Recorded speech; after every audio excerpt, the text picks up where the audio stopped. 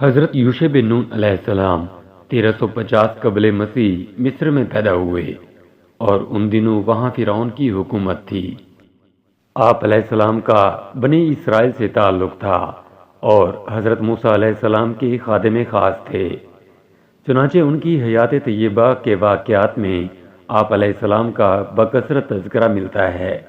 روایات کے مطابق آپ علیہ السلام حضرت یوسف علیہ السلام کے پڑ پوتے تھے۔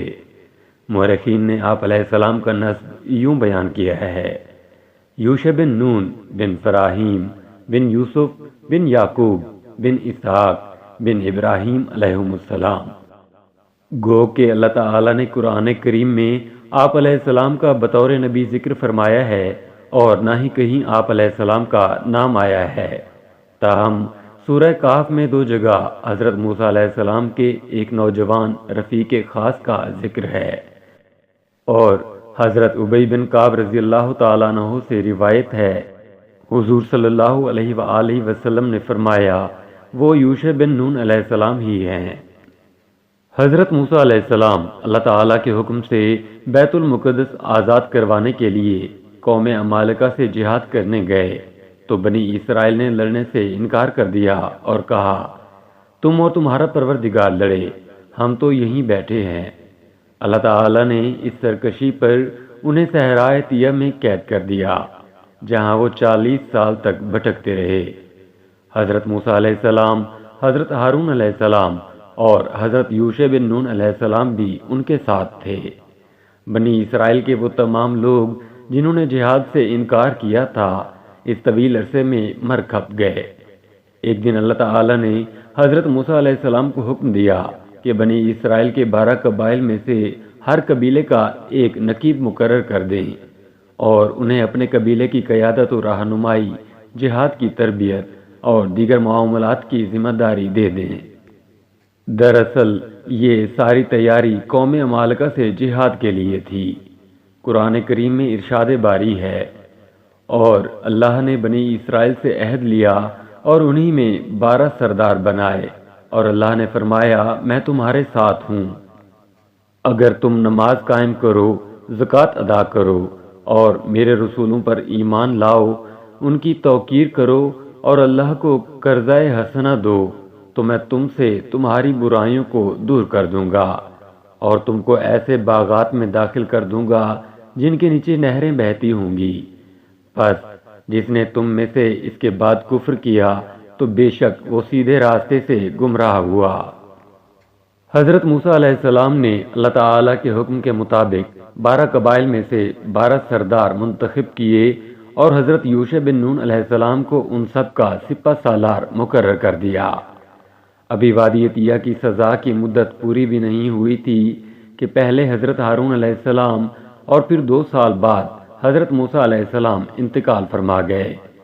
تاہم حضرت موسیٰ علیہ السلام نے انتقال سے قبل حضرت یوشع علیہ السلام کو اپنا جانشین اور خلیفہ مقرر فرما دیا تھا۔ کئی مفسرین نے لکھا ہے کہ انہیں نبوت بھی عطا کی گئی تھی۔ ارض مقدس آزاد کروانے کا حکم۔ حضرت یوشع علیہ السلام نے سپہ سالار کی حیثیت سے بیت المقدس کی آزادی کے عظیم مقصد کو سامنے رکھتے ہوئے بنی اسرائیل کی جنگی تربیت زور و شور سے جاری رکھی۔ بنی اسرائیل کو وادی طیہ میں اللہ تعالیٰ کی جانب سے من و سلوہ مل رہا تھا۔ ان کی کوئی معاشی سرگرمی تو تھی نہیں، سو انہوں نے اپنا زیادہ تر وقت فن حرب سیکھنے میں صرف کیا اور جلد ہی جنگی داؤ پیچ میں مہارت حاصل کر لی۔ صحرائے طیہ میں قید کے 40 سال پورے ہوئے اور اللہ تعالیٰ نے حضرت یوشع علیہ السلام کو حکم دیا کہ بنی اسرائیل کو ساتھ لے کر ارض مقدس کی جانب جاؤ اور قوم عمالقہ اور دیگر سے جہاد کر کے اپنے آباء و اجداد کی سرزمین آزاد کرواؤ۔ بنی اسرائیل کی نئی نسل کو اپنے بڑوں کے جہاد سے انکار کی غلطی اور ان کی پاداش میں قید کا احساس تھا۔ پھر بیت المقدس تو ان کا اپنا وطن تھا، لہذا وہ خوشی خوشی جہاد کے لیے تیار ہو گئے۔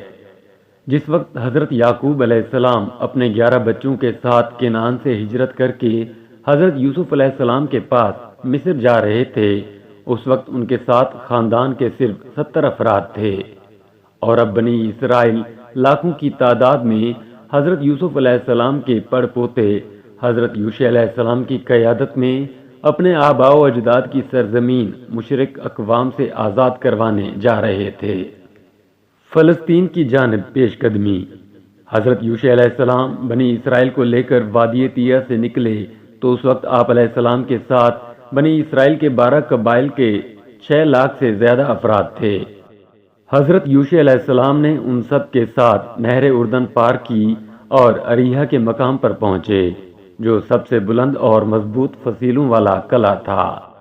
بنی اسرائیل نے 6 ماہ تک اس کا محاصرہ جاری رکھا اور پھر ایک روز قلعے کی دیوار کا کچھ حصہ گرا کر شہر میں داخل ہو گئے جہاں گھمسان کی جنگ ہوئی۔ اسرائیلی روایات کے مطابق شہر کا محاصرہ جمعہ کو بھی جاری تھا کہ سورج غروب ہونے کا وقت ہو گیا، جس کے بعد ہفتے کا دن شروع ہو جاتا جس میں بنی اسرائیل پر جنگ اور شکار وغیرہ پر پابندی تھی۔ تو حضرت یوشع علیہ السلام نے فرمایا، اے ہفتے کا دن، تو بھی اللہ کے حکم کا پابند ہے اور میں بھی، پس اے اللہ اس سورج کو غروب ہونے سے روک دے۔ تو اللہ نے سورج غروب نہ ہونے دیا حتیٰ کہ حضرت یوشع علیہ السلام نے شہر فتح فرما لیا۔ تاہم بعض روایات سے معلوم ہوتا ہے کہ یہ واقعہ بیت المقدس کی فتح کے موقع پر پیش آیا تھا۔ مسند احمد میں حضرت ابو ہریرہ رضی اللہ تعالیٰ عنہ سے مروی ہے کہ رسول اکرم صلی اللہ علیہ وآلہ وسلم نے فرمایا، سورج کسی انسان کے لیے نہیں روکا گیا سوائے یوشع علیہ السلام کے جب وہ بیت المقدس کی طرف کوچ فرما رہے تھے۔ اس حدیث مبارکہ سے معلوم ہوا کہ حضرت یوشع بن نون علیہ السلام ہی نے بیت المقدس فتح کیا اور شمس کا واقعہ اسی کی فتح میں پیش آیا۔ مشرکین کو عبرتناک شکست۔ حضرت یوشع علیہ السلام بنی اسرائیل کو لے کر سب سے پہلے ارض کنعان کے پہلے شہر اریحا کی جانب بڑھے اور طویل محاصرے اور جنگ کے بعد قوم عمالقہ کو شکست دی۔ اس کے بعد کنعان کے دوسرے شہروں کو فتح کرتے ہوئے ارض فلسطین میں داخل ہو گئے۔ اس طرح اللہ عز و جل نے اپنا وعدہ پورا کرتے ہوئے کنعان، فلسطین اور شام تک کا پورا علاقہ بنی اسرائیل کے حوالے کر دیا۔ علامہ ابن کثیر نے لکھا ہے کہ اس جنگ میں بے شمار مال و دولت ہاتھ آیا، 12,000 مردوں اور عورتوں کو تہو تیغ کیا گیا۔ بہت سے بادشاہوں سے جنگ چھڑی۔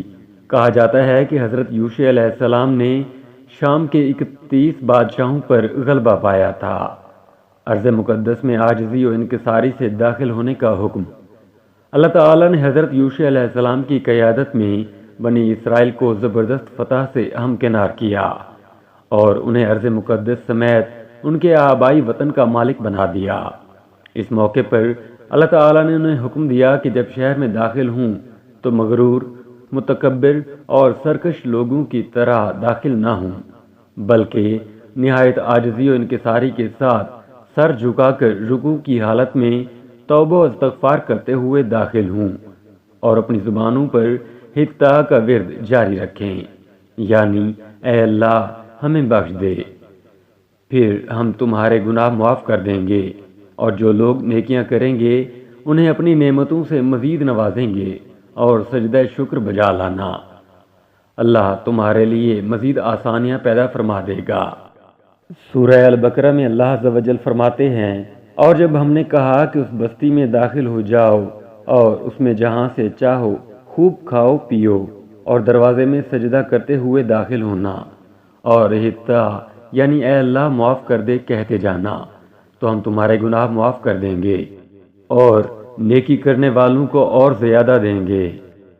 سورہ الاعراف میں ارشاد ہے، اور جب ان سے کہا گیا کہ اس شہر میں سکونت اختیار کر لو اور اس میں جہاں سے جی چاہے کھانا پینا، اور جب شہر میں داخل ہو تو حتیٰ کہنا اور دروازے میں داخل ہونا تو سجدہ کرنا، ہم تمہارے گناہ معاف کر دیں گے اور نیکی کرنے والوں کو اور زیادہ دیں گے۔ بنی اسرائیل کی نافرمانی اور اللہ تعالیٰ کا عذاب۔